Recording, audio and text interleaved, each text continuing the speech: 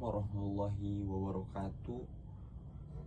Perkenalkan, nama saya Abdul Lahir dengan NPM 022724111140. Entah penjelasan maupun contoh. Dan juga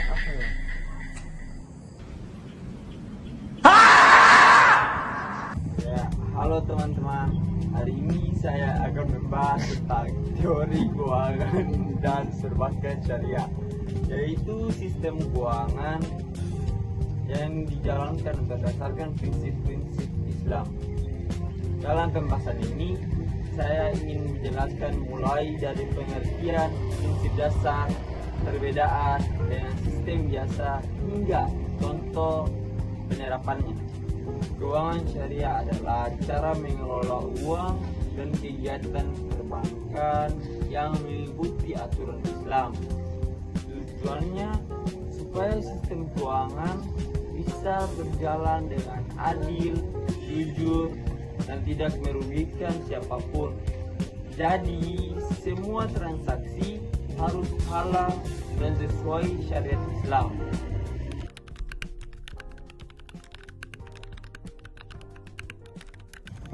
Oke, yang pertama ada prinsip dasar syariah. Dalam sistem keuangan syariah, semua aktivitas keuangan berlandaskan pada prinsip-prinsip Islam. Ada 3 hal utama yang sering disebut larangan. Pertama ada riba, gharar, dan masyir. Yang pertama ada riba. Riba berarti bunga atau tambahan yang tidak diperoleh dalam transaksi. Yang kedua, gharar, yang artinya ketidakjelasan. Misalnya, transaksi yang spekulatif atau tidak jelas barang dan risikonya. Dan sedangkan masyir berarti perjudian aktivitas yang bergantung pada untung-untungan tanpa kerja nyata. Nah, prinsip-prinsip ini dibuat supaya sistem keuangan berjalan adil dan transparan. Tujuannya bukan untuk membatasi, akan tetapi justru untuk menjaga kepercayaan dan keberlangsungan ekonomi. Dalam keuangan syariah, setiap pihak yang terlibat harus tahu risiko dan keuntungan secara seimbang. Tidak ada yang dirugikan. Jadi, keuangan syariah mengajarkan kita untuk bertransaksi secara jujur, adil, dan bertanggung jawab. Dan prinsip ini juga menjadi dasar bagi seluruh produk dan lembaga keuangan syariah di dunia. Yang kedua, ada perbedaan dan keuangan konvensional. Nah, banyak orang yang masih bingung, apa sih sebenarnya bedanya keuangan syariah dengan keuangan konvensional? Ya, kalau sistem konvensional, keuntungan biasanya didapat dari bunga. Tapi sistem syariah, bunga ini tidak diperbolehkan karena itu termasuk riba. Sebagai gantinya, keuntungan diperoleh dari bagi hasil dan prinsip dalam risiko. Yang artinya, kalau satu pihak untung, pihak lainnya juga ikut untung. Dan kalau rugi, ya ditanggung bersama. Konsep ini membuat transaksi lebih berimbang dan manusiawi. Selain itu, keuntungan syariah juga menekankan unsur keadilan dan keberlanjutan. Jadi, setiap transaksi harus memberikan manfaat bagi kedua belah pihak dan tidak merugikan lingkungan sosial maupun ekonomi. Sederhananya, keuangan syariah bukan cuma mencari profit, tapi juga nilai keberkahan dalam setiap kegiatan ekonomi. Yang ketiga, ada instrumen keuangan syariah. Kalau tadi kita sudah bahas prinsipnya, sekarang kita lihat instrumennya. Ada beberapa instrumen utama yang biasa digunakan dalam keuangan syariah, yaitu mudharabah, kedua ada musyarakah, dan ketiga ada ijarah. Yang pertama, mudarabah. Mudarabah adalah kerjasama antara pemilik modal dan pengelola usaha, di mana keuntungan dibagi sesuai kesepakatan. Yang kedua, ada musyarakah. Musyarakah adalah kerjasama dua pihak atau lebih yang sama-sama menanam modal dan berbagi hasil serta risiko. Yang ketiga, ada ijarah. Ijarah mirip dengan sistem sewa, di mana seorang bisa menggunakan aset tanpa harus memilikinya. Masing-masing instrumen punya mekanisme yang berbeda, tapi semuanya berlandaskan prinsip keadilan, transparansi, dan kerjasama. Dengan cara ini, investasi bisa berjalan dengan sehat tanpa harus melanggar aturan syariah Islam. Yang ketiga, ada instrumen keuangan syariah. Kalau tadi kita sudah bahas prinsipnya, sekarang kita lihat instrumennya. Ada beberapa instrumen utama yang biasa digunakan dalam keuangan syariah, yaitu mudarabah. Kedua, ada musyarakah. Dan ketiga, ada ijarah. Yang pertama, mudarabah. Mudarabah adalah kerjasama antara pemilik modal dan pengelola usaha, di mana keuntungan dibagi sesuai kesepakatan. Yang kedua, ada musyarakah. Musyarakah adalah kerjasama dua pihak atau lebih yang sama-sama menanam modal dan berbagi hasil serta risiko. Yang ketiga, ada ijarah. Ijarah mirip dengan sistem sewa, di mana seorang bisa menggunakan aset tanpa harus memilikinya. Masing-masing instrumen punya mekanisme yang berbeda, tapi semuanya berlandaskan prinsip keadilan, transparansi, dan kerjasama. Dengan cara ini, investasi bisa berjalan dengan sehat tanpa harus melanggar aturan syariah Islam.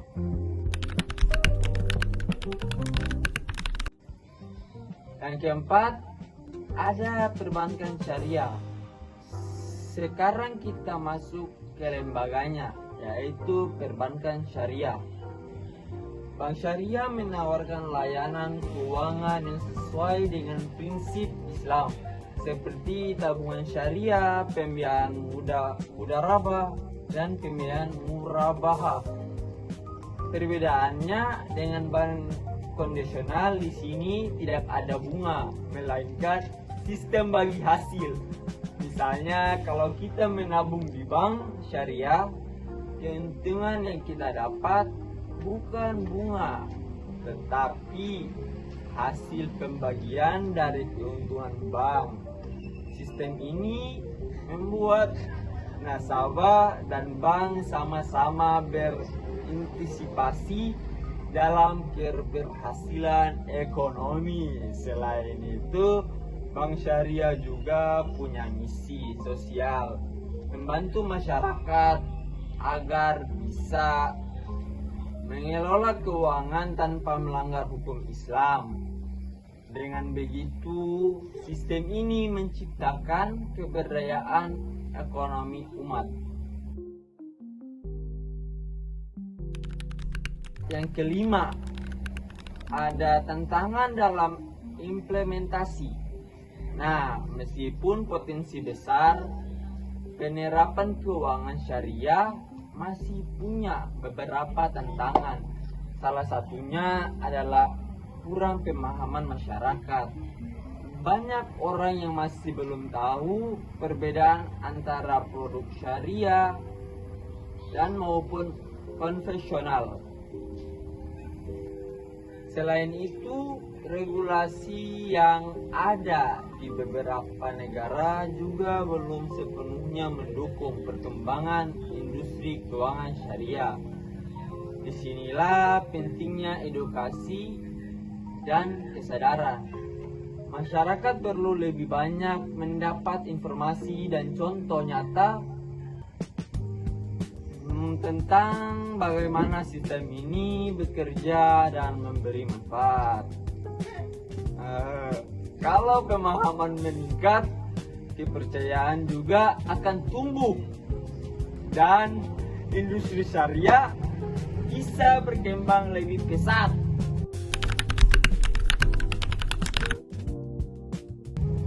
Yang keenam, ada regulasi dan kebijakan. Supaya sistem keuangan syariah berjalan dengan baik, dibutuhkan regulasi dan kebijakan yang mendukung. Pemerintah dan lembaga keuangan harus bisa menciptakan lingkungan yang kondusif, menciptakan kepercayaan dan stabilitas. Kebijakan ini juga harus mengakomodasi prinsip syariah secara konsisten, memastikan bahwa setiap praktik keuangan sesuai dengan hukum Islam dengan adanya dukungan dari sisi hukum dan pengawasan. Masyarakat akan merasa lebih aman dan yakin untuk menggunakan produk keuangan syariah. Dan regulasi yang baik bukan hanya soal aturan, akan tetapi juga soal keadilan maupun kepercayaan publik.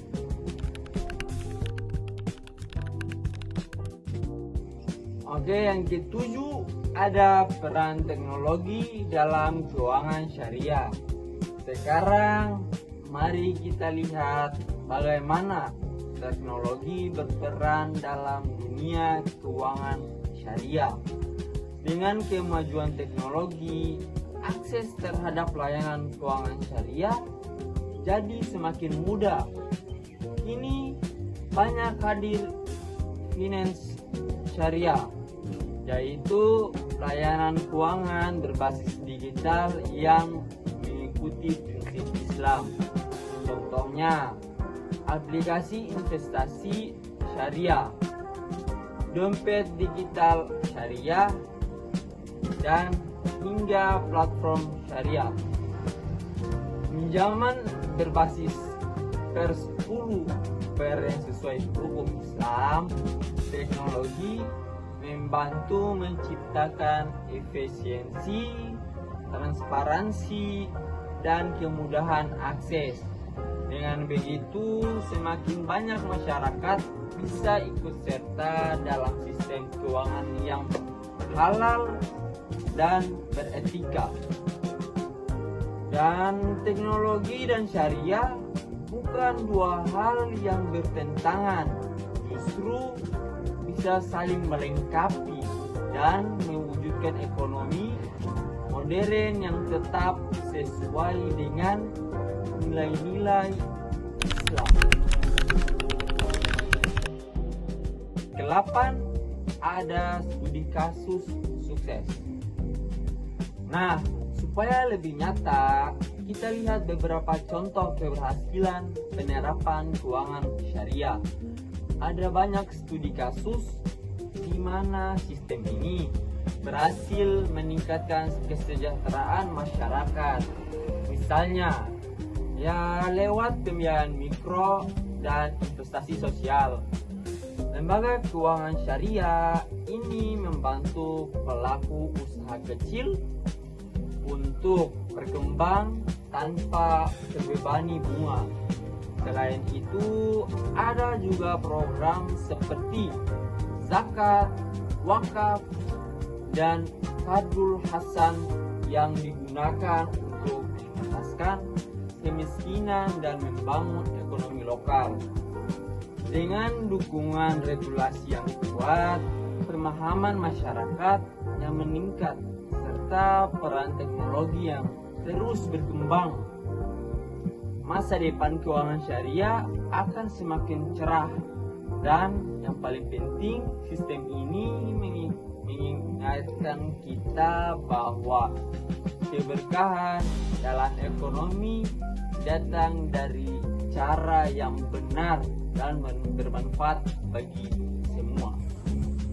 Oke, tadi kan saya telah menjelaskan apa sih itu prinsip dasar syariah. Jadi sekarang saya ingin menjelaskan atau memberi sedikit contoh dari prinsip dasar syariah yang terdiri dari riba, gharar, dan masyir. Jadi saya akan simpulkan dan berikan contoh. Jadi contohnya nih, kalau kita pinjam uang di bank syariah, kita tidak perlu membayar bunga, akan tetapi kita harus membagi hasil usaha sesuai kesepakatan yang telah disepakati. Ya, yang selanjutnya tadi kan saya telah menjelaskan perbedaan apa sih itu keuangan syariah dan keuangan konvensional.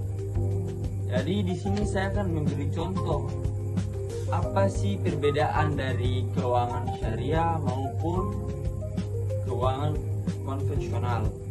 Jadi contohnya, ya kalau kita buka usaha lewat pembiayaan syariah, untungnya dibagi dua sesuai kesepakatan, ya bukan bayar bunga setiap bulan. Jadi di sini kita tahu mana yang lebih menguntungkan bagi kita. Jadi kita disarankan untuk menggunakan bank syariah.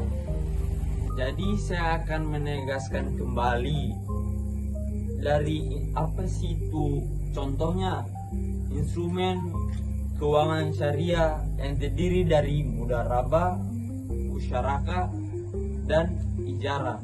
Jadi saya telah menjelaskan tadi dan sekarang saya ingin memberikan sedikit contoh. Jadi contohnya dari instrumen keuangan syariah yaitu dua orang buka warung kopi barengan. Yang satunya punya uang dan satunya lagi punya kemampuan mengelola. Kalau untungnya hasilnya dibagi dua. Itu contoh singkatnya.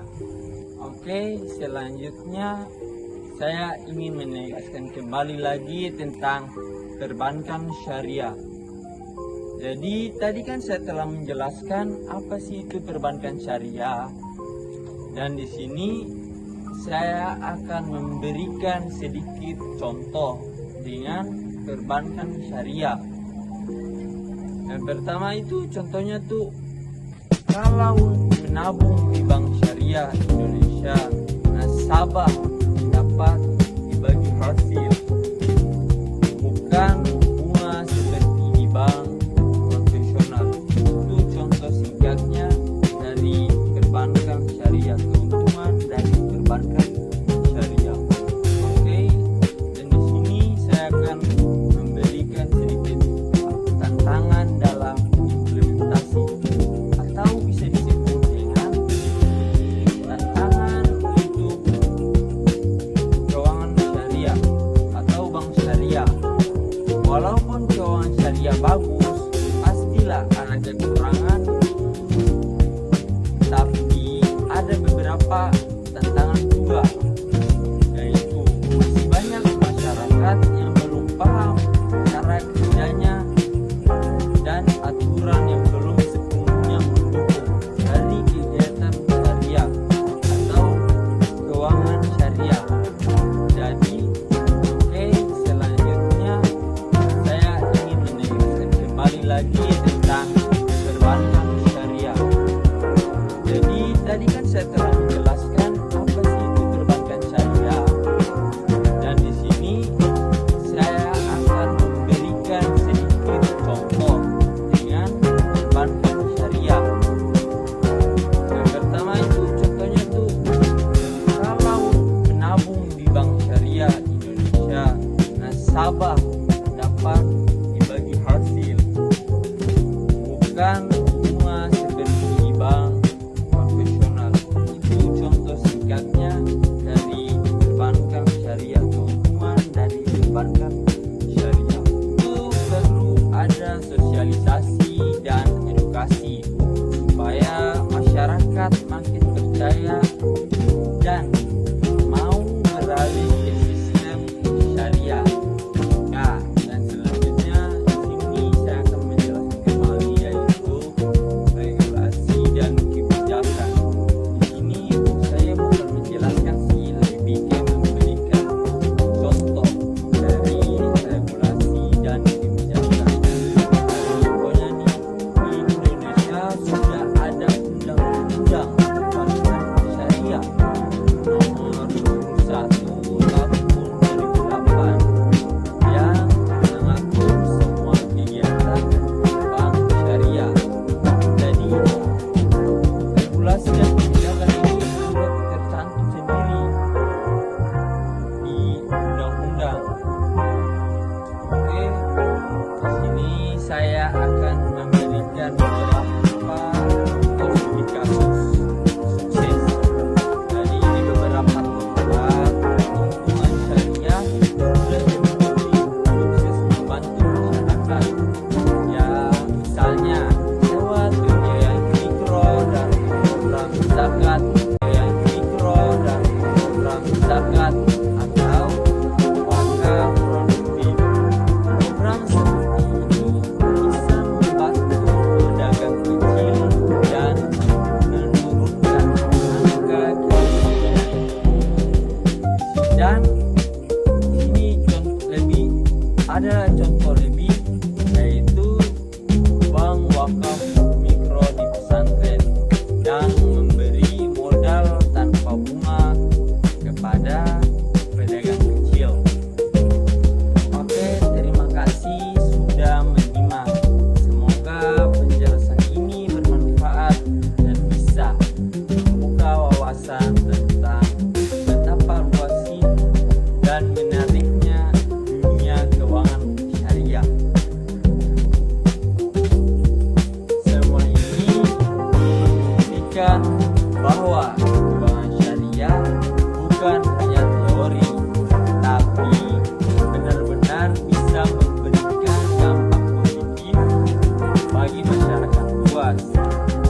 Jadi dari semua pembahasan tadi kita bisa simpulkan bahwa keuangan dan perbankan syariah bukan sekedar alternatif, tapi juga sistem yang menawarkan keadilan, transparansi, dan keberlanjutan. Prinsipnya sederhana, mencari keuntungan dan tanpa merugikan orang lain, dan selain melandaskan nilai-nilai etika serta keimanan. Dan keuangan dan perbankan syariah adalah sistem keuangan yang halal, adil, dan beretika. Ya. Dan keuangan dan perbankan syariah adalah sistem keuangan yang halal, adil, dan beretika. Prinsipnya menghindari bunga, ketidakjelasan, dan perjudian. Dengan sistem ini, ekonomi bisa berjalan lebih seimbang dan saling menguntungkan dan juga sesuai ajaran Islam. Oke, jadi di sini kita bisa simpulkan bahwa keuangan syariah itu tidak melibatkan bunga, akan tetapi membagi hasil antara dua belah pihak, dari kita maupun dari bank itu sendiri.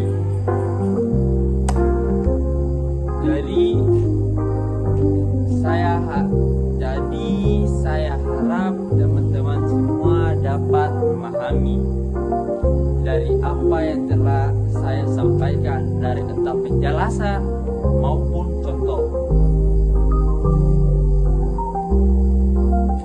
Oke, mohon maaf apabila ada kesalahan kata maupun kata-kata yang tidak dapat dipahami. Jadi saya harap teman-teman semua dapat memahami dan dari apa yang saya telah jelaskan, entah dari penjelasannya maupun contohnya.